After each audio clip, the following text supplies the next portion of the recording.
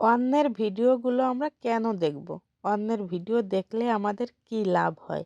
Hello everyone, শুরু করছি একটা নতুন ভিডিও। আশা করি ভিডিওটি সবার অনেক বেশি ভালো লাগবে। আমরা যারা পেজ চালাই তারা হচ্ছে প্রচুর অন্যের ভিডিও দেখব। কারণ কি বলেন তো?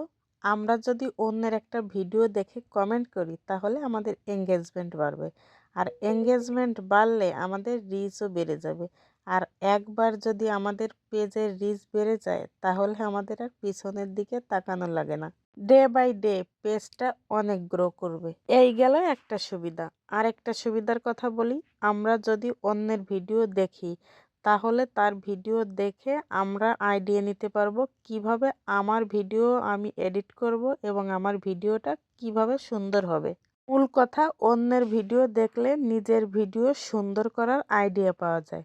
তারপরে আরও একটা কথা আছে, ফর ইউতে যাওয়া সব ভিডিও যদি দেখে আমরা কমেন্ট করি তাহলে আমাদের ভিডিওগুলো ফর ইউতে যাওয়ার সম্ভাবনা অনেক বেশি থাকে। আমরা কিন্তু নিজেরাও অনেক সময় ভাবি কি ভিডিও বানাবো, কি ভিডিও বানালে ভালো হবে, মানে ধারণা করতে পারি না। তো আমরা যদি অন্যের ভিডিও প্রচুর দেখি তাহলে আমাদের এই ধারণাটা খুব সহজেই তৈরি হবে।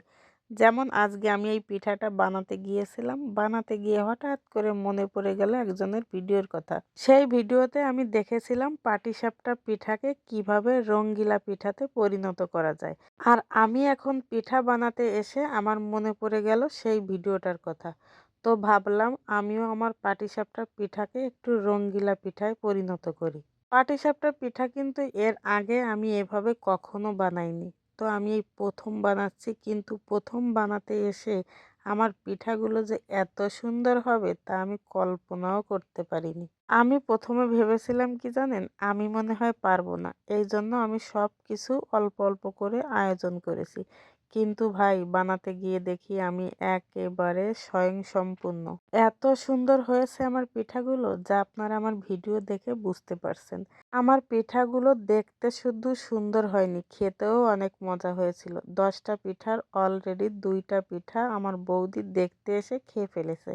তো যাই হোক, আপনারা একটু কমেন্ট করে বলবেন আমার পিঠাগুলো দেখতে কেমন লাগছে। তো পিঠাগুলো বানাতে এসে আমার বেশি মনে পড়ে গেল আসলে অন্যের ভিডিও দেখা কতটা গুরুত্বপূর্ণ।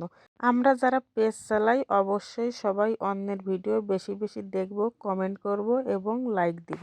তো যাই হোক, এই হচ্ছে আমার পিঠার ফাইনাল লুক। পিঠা যখন বানিয়েছি তখন তো একটু মজা করে খেতেও হবে। তো বেশ মজা করে আমি একটা পিঠা খেয়ে নিলাম, আর আমি পিঠা খেতে খেতে আপনাদের কাছ থেকে বিদায় নিলাম। তো সবাইকে অসংখ্য ধন্যবাদ যারা ধৈর্য ধরে এতক্ষণ আমার ভিডিওটি দেখলেন।